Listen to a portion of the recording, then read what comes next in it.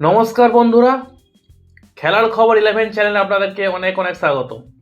আজকে টি-20 world cup 2026 শুরু হয়েছে আর আজকে ভারতের প্রথম ম্যাচ আছে ইউএসের বিরুদ্ধে। তো আজ ভারত ইউএসের বিরুদ্ধে কেমন খেলেছে, কীরকম ব্যাটে রান পেয়েছে, সব কিছু অ্যানালাইসিস করবো আপনাদের সঙ্গে। ভারতের ব্যাটিং হয়ে গেছে আর ভারত ইউএসএসকে 161 রানের চেস টার্গেট দিয়েছে, মানে 162 করতে হবে, 161 করেছে আমাদের ভারত। তাও সূর্যা কুমারের আমাদের সূর্য কুমার একটা 84 রানের দুর্দান্ত ইনিংস খেলেছে বলে, তাই যদি এই 84 রানটা সূর্য কুমার না করতে পারতো ভারত মনে হচ্ছে 100 রানের গন্ডি টপকাতে পারতো না ইউএসএর সঙ্গে। তো টোটাল আজ অ্যানালাইসিস আপনাদের সঙ্গে করব, ভারতের ব্যাটিং লাইনে কীরকম রান হয়েছে, কীরকম উইকেট পড়েছে। তো সুতরাং ভিডিওটা শেষ পর্যন্ত দেখুন, যারা ম্যাচটা দেখেছেন তারা তো বুঝতেই পারবেন, আর যারা ম্যাচটা দেখেননি তারা ভিডিওটা শুনুন, ভালো লাগবে। তো যাই হোক, প্রথমে টসে জিতে ইউএসএ ফিল্ডিং নেওয়ার সিদ্ধান্ত নিয়েছে। প্রথম ওভার বল করেছে, 7 রান মাত্র দিয়েছে। দ্বিতীয় ওভারে আলী খান বল করতে আসে আর দ্বিতীয় ওভারের দ্বিতীয় বলেতেই অভিষেক শর্মা একটা বাউন্ডারি মারতে গিয়ে ক্যাচ আউট হয়ে যায়। যে অভিষেক শর্মাকে বিরাট একটা আমরা আশা করে থাকি, সেই অভিষেক শর্মা আজকে 0 রানে আউট হয়ে যায়। তারপরে ব্যাটিং করতে আসে তিলক বর্মা। আলী খানের ওভার এখানেই শেষ হয়ে যায়, মাত্র 2 রান দেয় একটা উইকেট নিয়ে। নেত্রওয়ালকারের যে তৃতীয় ওভার, প্রথম বলটা ছক্কা মারে। নেত্রওয়ালকারের তৃতীয় ওভারে প্রথম বলে ছক্কা মেরে শুরুয়াত করে তিলক বর্মা। দ্বিতীয় বলে 4, তৃতীয় বলে একটা শর্ট রান, এইভাবে শুরু হয়। ঈশান কিষান একটা শর্ট রান নেয়, এইভাবে ওভার খেলা শুরু হয় আর ওভারটা শেষ হয়। তারপরে তিলক বর্মা একটা 4 মারে, মেরে ওভারটা শেষ করে দেয়। যাক, আলী খান আবার দ্বিতীয় ওভার বল করতে আসে। দ্বিতীয় ওভারের তৃতীয় বলে ঈশান কিষানের খুব সহজ একটা ক্যাচ মিস করে দেয়। আলী খানের যে দ্বিতীয় ওভার করে তার 3 নম্বর বলটাই, তৃতীয় বলে ঈশান কিষান একটা খুব হাতে পড়া সহজ ক্যাচ ছেড়ে দেয়, জীবনদান পেয়ে যায় ঈশান কিষান। বেশ, কোনো অসুবিধা নেই। 5 ওভার 2 বলের মাথায় ঈশান কিষান কিন্তু আউট হয়ে যায়। দর্শকদের মুখে একটা হতাশার ছাপ দেখতে পাওয়া যায়। স্বাভাবিক কথা, ঈশান কিষান একটা ফর্মে থাকা ব্যাটসম্যান যখন আউট হয়ে যায় এত তাড়াতাড়ি তো হবেই। দর্শকদের দুশ্চিন্তার ছাপটা তো আরও বেশি হয় যখন পঞ্চম বলে তিলক বর্মাও আউট হয়ে যায়। ব্যাপারটা বুঝতে পারছেন? তারপরের বলে আবার আউট শিবম দুবে, মাত্র 0 রান, কোনো খাতা খুলতেই পারেনি। ভালো করে বোঝাতে পারছি? ওভারটা শুনুন। প্রথমে আউট হলো ঈশান কিষান, তার একটা বল ছেড়ে তার পরের বলে আউট হয়ে গেল তিলক বর্মা, আর তার পরের বলে শিবম দুবে, একই ওভারে 3টে উইকেট।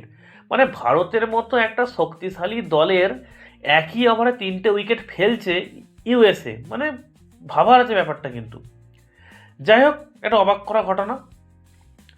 যাই হোক, 6 ওভারে একটা পাওয়ার প্লে শেষ হয়, 46 রানে 4 উইকেট পাওয়ার প্লেটা শেষ হয়। ভারতের মতো টিমে 9 ওভার 3 বলের মাথায় সূর্যকুমার ব্যাট থেকে 4 আসে, বুঝতে পারছেন? ওই যে পাওয়ার প্লেটা শেষ হলো 46 রানে 4 উইকেটে, তারপরে প্রথম দলের 4 হচ্ছে 9 ওভার 3 বলের মাথায়। ভাবুন, বিপক্ষে কে খেলছে? ইউএসএ। আর আমাদের ভারতের ব্যাটিং লাইনের কে যাচ্ছে তা একটা অবস্থা। বেশ, তারপর 2 বল পর আবার একটা 4 মারে। দর্শকদের একটু খুশি দেখতে পাওয়া যায় সেই সময়টাই, কিন্তু সেই খুশিটাও বেশিক্ষণ স্থায়ী হলো না। কেন বলুন? মোহাম্মদ মহাসিনের বলে আউট হয়ে যায় রিঙ্কু সিংয়ের প্রতিও আমাদের ভালো একটা আশা ভরসা থাকে রান করবে, কিন্তু মোহাম্মদ মহাসিনের বলে ও আউট হয়ে যায়। তার পরের ওভারে হরপ্রীত সিং এর বলে আবার হার্দিক পান্ডিয়া ক্যাচ আউট হয়ে যায়। একটা ভালো শট খেলে চলে হার্দিক পান্ডিয়া, তারপরে কীরকম একটা শট মারতে গেল, মাথার উপর দিয়ে তুলে কীরকম একটা ছক্কা মারতে গেল, জানি না কী ভেবেছিল সেই সময়টাই। একটু ধরে খেলাটাই আমার মনে হয় ভালো হতো, কিন্তু উনি ছক্কা মারতে গেলেন, হরপ্রীতের বলে ক্যাচ আউট হয়ে গেলেন।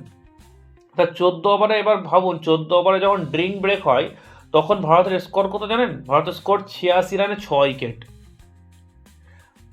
86 রানে 6 উইকেট 14 ওভারের মাথায়, ভাবুন। এবার স্কোরগুলো একটু শোনাবো, কে কত রান করেছে শুনুন। ঈশান কিষান 16 বল খেলে 20 রান, অভিষেক শর্মা 0 রান 1 বল খেলে, তিলক বর্মা 16 বল খেলে 25 রান, সূর্যকুমার তখন নট আউট ছিল, 30 রান করেছিল 28 বলে, আর শিবম ধুবে 1 বল খেলে 0 রান, রিঙ্কু সিং 14 বল খেলে 6 রান। ড্রিঙ্ক ব্রেকের আমি ওই সময়টার কথা বললাম, 14 ওভারের কথা। এবার 14 ওভারের পর যে খেলাটা শুরু হয়েছিল সেখান থেকে সত্যিই ভারতীয় টিম দুর্দান্ত কামব্যাক করেছে, শুধুমাত্র একজনের ওপর ভরসা করে, সেটা হচ্ছে সূর্যকুমার যাদব। মানে বলে না ক্যাপ্টেনের পাড়ি খেলেছে, একদম সত্যি এক্স্যাক্ট তাই। মানে এরকম শুধু পাড়ি খেলা বলবো না আমি, মানে ভারতের মান রেখেছে, সম্মান রেখেছে আমার মতে বলে। মানে একটা এরকম টিমের সামনে ভারতীয় টিমের ব্যাটসম্যানরা একদম ধাজিয়া উড়ে যাচ্ছে, তো সেই জায়গা থেকে সত্যি ক্যাপ্টেনের পাড়ি খেলেছে। 16 ওভারের মাথায় যে ওভারটা হলো, 16 ওভারে 21 রান মারে ক্যাপ্টেন সূর্যকুমার, 1 ওভার 21। তো 17 ওভারে আবার হরমিত সিং বল করতে আসে, কিন্তু হরমিত সিং এর চতুর্থ বলে অক্ষর প্যাটেল বাউন্ডারি ধারে ক্যাচ আউট হয়ে যায়। টুকটুক করে একটু সাথ দিচ্ছিল, আর একটু বেশি সাথ দিলে হয়তো ভালো হতো, কিন্তু ক্যাচ আউট হয়ে যায়। তখন ভারতীয় দলের স্কোর বোর্ড 118 রানে 7 উইকেট। এবার একটা কথা শুনুন, 17 ওভার 1 বলের মাথায় একটা 4 মেরে 36 বলে 51 রান করে তার হাফ সেঞ্চুরি পুরো করে সূর্যকুমার যাদব। মানে continue back to back half century মারছে সূর্যকুমার। মানে এই সময় যে ফর্মে সূর্যকুমার ছিল, আর সেই ফর্মটা আজ কতটা জরুরি ছিল, আজ কিন্তু তার প্রমাণ পাওয়া গেল। 18 ওভারের শেষ বলে অর্শদীপ আউট হয়ে যায়, একটা মারতে যায় তো ক্যাচ আউট হয়ে যায়। যে ঠিক আছে, আউট হলে ওই সময়টার কোনো ব্যাপার নেই। লাস্ট ওভার পর্যন্ত সূর্যকুমার দুর্দান্ত লড়াই চালিয়ে যায়, তার ক্যাপ্টেনি পারি খেলতে থাকে। লাস্ট বল অবশ্য একটা রান আউট হয়ে যায়, মানে বল 2 রান নিতে যাওয়ার জন্য একটা বরুণ চক্রবর্তী কল দেয়, যাই হোক ওটা হয়নি, রান আউট হয়ে যায়। মানে 49 বলে 84 রানে একটা বিধ্বংস পারি খেলে সূর্যকুমার যাদব। 161 রানে 9 উইকেটে 20 ওভারে খেলা ভারত শেষ করে। এবার 162 রানে টার্গেট চেস করতে নামবে ইউএসএ। এবার আপনি আপনার মতামত কমেন্ট করুন, কমেন্ট ঠকুন একটা, যে আজকে ইউএসএ কি সত্যি মানে চেস করে নেবে, নাকি চেস করার আগেই ভারতীয় বলাররা আটকে দেবে, এটা তো আপনারা কমেন্ট করবেন। এবার দুটো একটা কথা বলে ভিডিওটা আজকে এবার শেষ করি, তারপরে আবার যখন খেলা শেষ হয়ে যাবে আবার একটা ভিডিও নিয়ে আপনার সামনে আসবো। ভিডিওতে খালি একটুখানি 1 মিনিটের একটা কথা বলবো। ভারতীয় টিমের যে ব্যাটিং লাইন কিন্তু দুর্দান্ত। একটা ইউএসএ ছোট করছে না, অবশ্যই বিপরীত দল, অবশ্যই তাকে ছোট করে বা দেখা যাবে না, কিন্তু ভারতের মতো একটা বিধ্বংসী দল, একটা এত সুন্দর তাবড়তোড় একটা টিম এইভাবে ধরাশায়ী হয়ে গেল ইউএসএর সামনে। আমার মনে হয় কোথাও না কোথাও নিজেদেরকে কারেকশন করতে হবে, কোথাও না কোথাও কিছু তো ভুল, কিছু তো আছে, সেটা ঠিক করে নিতে হবে। কারণ দেখুন ইউএসএর সামনে এরকম হয়েছে, আগামী দিন আরও বড় বড় টিমের সঙ্গে খেলতে হবে। নিউজিল্যান্ড আছে, বড় বড় টিম খেলবে, অস্ট্রেলিয়া আছে সামনে, সাউথ আফ্রিকা আছে, তাই না? এটা গেল একটা কথা। আর একটা কথা আমি বলবো লাস্ট, সেটা হচ্ছে আজকে 3টে ম্যাচ হলো, 3টে ম্যাচেরই একটা দেখবেন, প্রথম থেকে আমরা যাদেরকে খুব কমজোর ভাবি তা নয়, কিন্তু দেখুন পাকিস্তানও নেদারল্যান্ডকে প্রচুর চাপের মধ্যে জিতেছে। পাকিস্তান যা জিতেছে অনেক চাপের মধ্যে, এই নয় যে একদম কমা টিম বলে মেরে মুজরে একদম 10 ওভারে খেলা শেষ হয়ে গেছে, তা নয়। কিন্তু ঠিক যখন দ্বিতীয় মাঠে খেলা শুরু হলো আমাদের ওয়েস্ট ইন্ডিজের সঙ্গে আমাদের স্কটল্যান্ড, ওতেও কিন্তু তাই। একটা টাইমে তো মনে হচ্ছিল স্কটল্যান্ড হয়তো ম্যাচটা বের করে দেবে, তারপরে উইকেটগুলো পড়লো বলে তাই না, যা পার্টনারশিপ হয়েছিল, মানে একতরফা কেউ কিন্তু জেতে না। আজ ভারতের ব্যাটিং লাইনটা দেখলাম, এবার কিভাবে এখন ফিল্ডিং হবে, কিভাবে বল হবে ভারত, ওটা তো দেখছি না, আমি তার আগের ভিডিও বানাচ্ছি।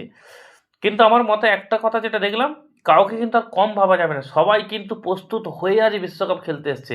সবাই নিজের মাটিটা, নিজের জমিটাকে একদম মজবুত করে ধরে কিন্তু বিশ্বকাপ খেলতে এসেছে, যেটা দেখে আজকে আমার খুব ভালো লেগেছে। আপনাদের মতামতটাও কমেন্ট করবেন। ঠিক আছে, আপনারা ভালো থাকবেন, সুস্থ থাকবেন, আর এর পরের ভিডিও নিয়ে আমি আপনাদের সঙ্গে আবার হাজির হব।